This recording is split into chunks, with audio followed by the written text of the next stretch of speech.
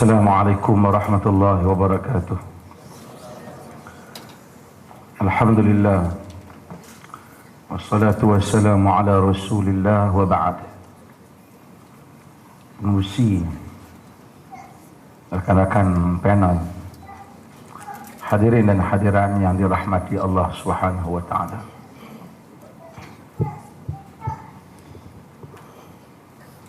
Saya melihat masalah penggunaan masalah isu ini bukanlah isu nas Islam, bukan isu otoritatif of Islamic text, tetapi ini adalah isu berkaitan dengan pengurusan ataupun administration, pentadbiran sesebuah negara. Dari sudut agama, pertama sebelum itu, adakah orang Melayu Islam apabila mereka tidak puas hati dengan isu ini, mereka tidak puas hati kerana cetusan ataupun adanya provokasi politik semata-mata, ataupun sebenarnya memang terbit juga daripada hati dan perasaan mereka yang tak puas hati? Saya katakan dua-dua keadaan ini berlaku. Ada permainan politik, tapi dalam masa yang sama kita tidak boleh nafikan orang Melayu Islam, sekalipun mereka tidak dipengaruhi oleh keadaan politik tentu, mereka tetap tidak bersetuju nama Allah ini digunakan. Itu realiti yang berlaku. Dan sekarang saya ingin bercakap di sudut apa yang sebenarnya. Kalau kita lihat pada dua dimensi ini, pertama ialah sudut nas. Adakah agama melarang orang bukan Islam menggunakan kalimah Allah? Tentu jawapannya tidak. Saya masih ingat ketika saya menjadi mufti Perlis, isu ini telah dibincangkan dan majlis fatwa Perlis ini ialah majlis yang sukar untuk mengambil keputusan dalam banyak perkara. Pasal ramai sangat panel dia, terdiri daripada pensyarah universiti, pensyarah ada PhD, ada apa, jadi banyak pandangan dia. Tapi dalam isu nama Allah ini semua sepakat, bukan Islam boleh memanggil Tuhan Allah.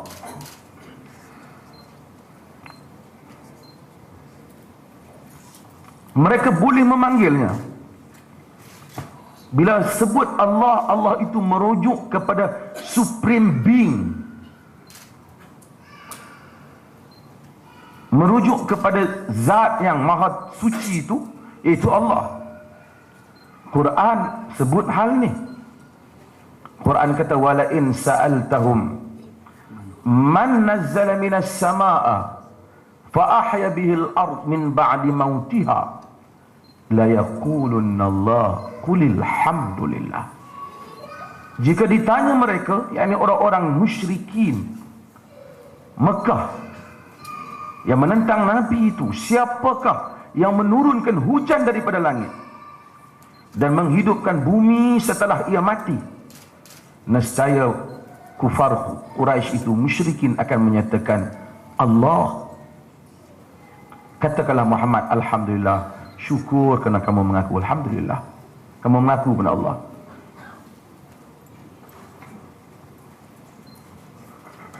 Tapi Allah kata bal aktsaruhum la ya'qilun, tapi kebanyakan mereka tak ada akal. Tahu Allah cipta turunkan hujan tu, tetapi tidak menerima Islam. Ini di sudut Islam. Banyak nas-nas tentang wala in sa'altahum ni, wala in sa'altahum man nazzala minas sama'i ma'a, wala in sa'altahum man khalaqas samawati wal ard la yaqulunna Allah. Jika ditanya orang musyrikin siapa yang mencipta langit dan bumi, nescaya mereka menyatakan Allah. Wala in sa'altahum man khalaqas samawati wal ard wa sakhkhara asy-syamsa wal qamar la yaqulunna Allah. Jika ditanya mereka siapa yang mencipta langit dan bumi dan menundukkan bulan dan matahari, nescaya mereka akan menyatakan Allah. Allah akui hatta penentang-penentang Nabi menggunakan Allah. Bapa Nabi kita namanya Abdullah. Abdullah yang namanya Abdullah, nama tu bukan diberi oleh Nabi. Abdullah tu maksud hamba Allah. Even Quraisy bukan daripada Ahlul Kitab, bukan daripada din samawi, maka gunakan Allah. Hatta apabila mereka buat perjanjian di Darun Nadwah, mereka kepung Nabi SAW. Mereka tulis Bismillah, Bismikallahumma, dengan namamu ya Allah. Dalam perjanjian Hudaibiyah, Nabi buat perjanjian. Wakil Quraisy dalam Sahih Bukhari dia tasalahan Nabi sallallahu alaihi wasallam Quraisy wa fihim Suhail bin Amr. Faqala Nabi sallallahu alaihi wasallam la'alli aktub Bismillahirrahmanirrahim. Qala Suhail ma nadri ma Bismillahirrahmanirrahim. Uktub Bismikallahum. Nabi buat perjanjian dalam perjanjian wakil Quraisy namanya Suhail bin Amr. Dalam hadis Bukhari, Suhail kata, Nabi kata barangkali perjanjian ni aku boleh tulis kot kepala perjanjian ini Bismillahirrahmanirrahim, dengan nama Allah yang Maha Pengasih Penyayang. Quraisy tak terima, ini kalimah yang tak dikenali oleh Quraisy. Suhail kata, aku tak tahu apa dia Bismillahirrahmanirrahim. Kau nak buat perjanjian kau dengan aku, tulis Bismikallahumma, tulislah dengan namamu ya Allah. Dan Nabi terima. Ali tak mau tulis mula-mula, Nabi terima.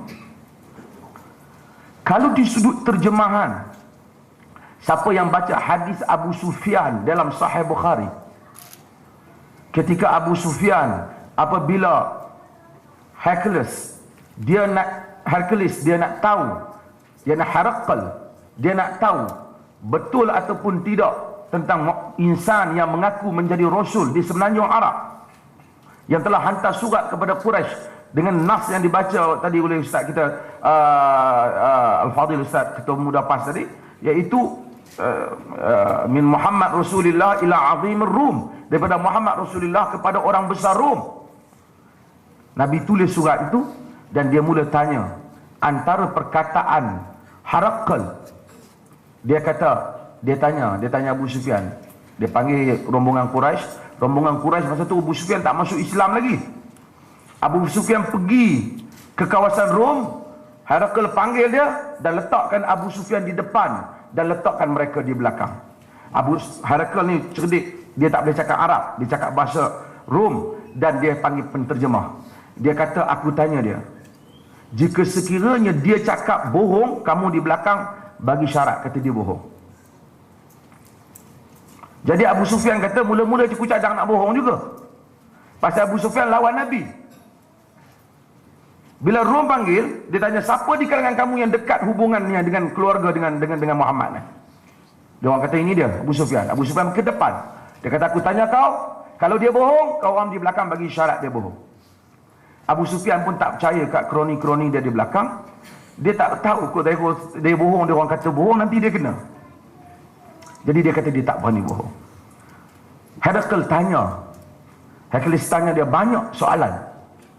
Antaranya yang diterjemahkan oleh rawi Bukhari, mungkin Abu Sufyan kemudian diikuti dengan rawi Bukhari.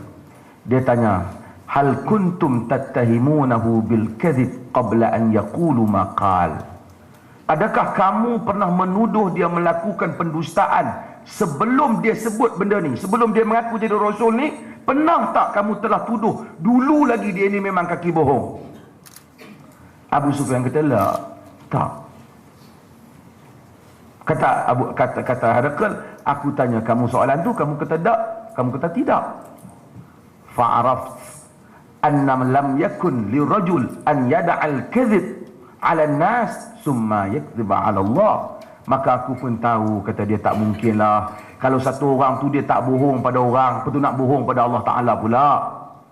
Dia sebut Allah, dia Raja Rom, dia Kristian, dia mungkin sebut dalam bahasa Rom. Mungkin Abu Sufyan tak tahu apa yang dia sebut, tapi penterjemah menterjemahkannya. Dan terjemahan yang dibawa oleh Abu Sufyan ialah Allah. Dan terjemahan itu ada dalam Sahih Al-Bukhari. Kalau itu dalam konteks terjemahan, itu satu hal. Saya banyak nas, saya tak mau cerita, tapi saya nak cerita di segi agama tak ada masalah. Agama tak ada masalah. Kedua ialah kita mesti tahu isu ini bukan isu menentukan agama siapa benar ataupun agama siapa salah. Saya pergi ke IKIM, ada panel IKIM. Pasal dia last kali itu saya tak ada jawab di sini. Ada panel IKIM duk ke muka. Kalau Kristian kata begini, kita jawab begini. Kristian kata begini, dia jawab begini. Allah dalam Kristian tak betul. Of course, kalau Allah dia betul, dia jadi Islam lah. Ini bukan dialog teologi.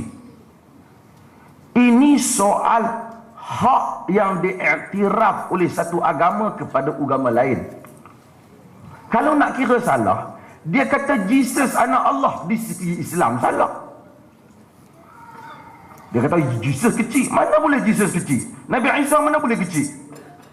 Nabi Isa siapa orang Islam? Kalau dia Muslim, dia tak percaya Nabi Isa. Dia tak aku Rasul lain ke Isa, aku ingat aku tak percaya kot. Tak Muslim dia.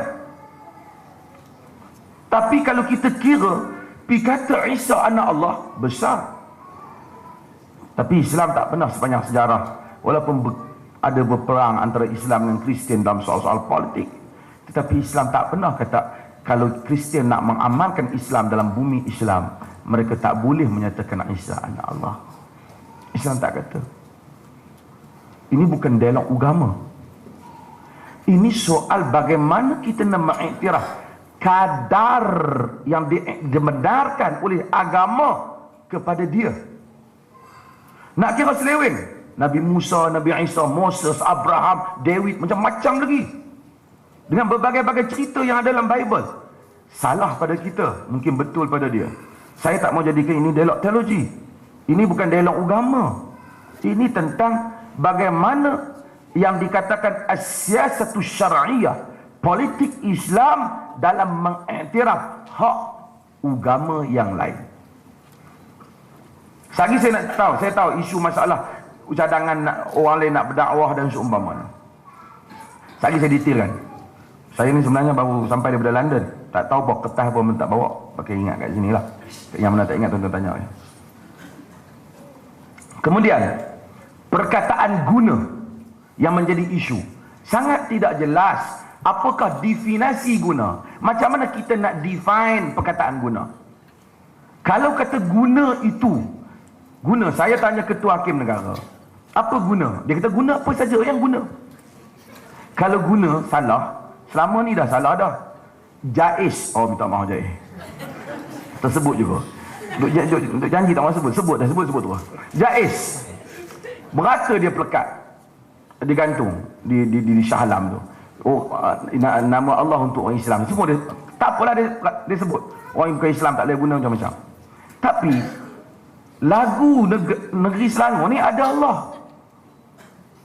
Artinya mereka yang menyanyi itu tak kena tangkap. Yang bukan Islam tu. Topi polis. Lambang itu ada Allah Muhammad, tulis Allah Muhammad. Itu pun guna. Patutnya sebelum polis tangkap kita, dia kena tangkap dulu. Sebab dia dah guna. Bukan Islam di kalangan dia telah guna. Kerana perkataan guna sangat luas. Ini belum didefinisikan lagi. Ini satu masalah ni. Saya mungkin akan ada sedikit sebanyak berbeza dengan berbagai parti politik. Tetapi saya akan bagi pendirian saya. Saya belum putus dengan masalah betul tak betul, guna tak guna. Ni saya nak kerangka masalah. Last contoh, saya buat beberapa contoh hari itu. Di Hakim di sini pun sebut yang sama. Kalau bukan Islam, kalau saya ni Datuk Chua, kalaulah tengok, kami tak pernah berkawan, baru jumpa. Tapi kalau berkawan baik, satu hari dia jumpa saya tak sihat. ataupun dia jumpa saya mana-mana majlis, dia kata, Dr. Ashri, may Allah bless you. Ataupun saya sakit dan menjumpa Dr. Ashri, semoga Allah sihatkan awak, semoga awak. Apa patut saya jawab? Adakah saya nak jawab, jangan cakap macam tu, awak hina agama saya? Atau saya nak kata, jangan sebut Allah, awak sebutlah Tuhan awak, sihatkan saya. Kalau orang Hindu sebut ke saya, dia sebut semoga Allah sihatkan awak. Jangan sebut supaya Siva sihatkan saya. Sebut. Adakah saya nak kata dia begitu? Ataupun saya kata kat dia, amin, alhamdulillah, kan? Terima kasih. Ataupun saya buat laporan polis kerana dia seorang kawan yang telah menggunakan nama Allah. Doktor, kalau boleh ringkas 1 minit, cuba ringkaskan apa yang disebutkan tadi. Salah. Okey. Sekarang ini saya pusingan pertama dia tak boleh. Orang bayar tiket masuk tinju, jangan bubuh. Jangan bagi kalah pusingan pertama, rugi tiket orang. Jadi pusingan pertama lontarkan persoalan dulu. Kita simpul kemudian. Jadi sekarang ini persoalan yang mesti dijawab oleh semua parti-parti politik ini sebelum membuat kesimpulan tentang isu ni. Apa itu penggunaan, apa itu yang dikatakan guna, bagaimana dan seumpamanya dalam konteks apa. Jaga-jaga. Jangan buat satu peraturan, saya tidak marah dengan peraturan. Jangan buat satu peraturan yang akhirnya orang lain menjadi mangsa. ISA orang buat untuk tangkap anasir abusif dalam negara, tapi akhirnya ada orang politik yang kena. Besok tak pasal-pasal pengurusi majlis bukan Islam kata semoga Allah sihatkan kita, beri rahmatnya pada kita, terutama Cina Kelantan. Kan ada Cina Penang pun saya kenal, ada seorang doktor ahli politik, pengkaji politik terkenal Penang, Dr. Siva USM. Dia pandai cakap, dia sebut Allah. Saya ingat kalau saya nak nanya dia, saya pun buat laporan, dia masuk dalam. Jaga-jaga jangan buat satu peraturan yang akhirnya kita memangsakan orang yang tidak bermaksud untuk melakukan provokasi dan kesalahan dalam hal. Nanti kita akan detailkan pada pusingan berikutnya. Okey, terima kasih.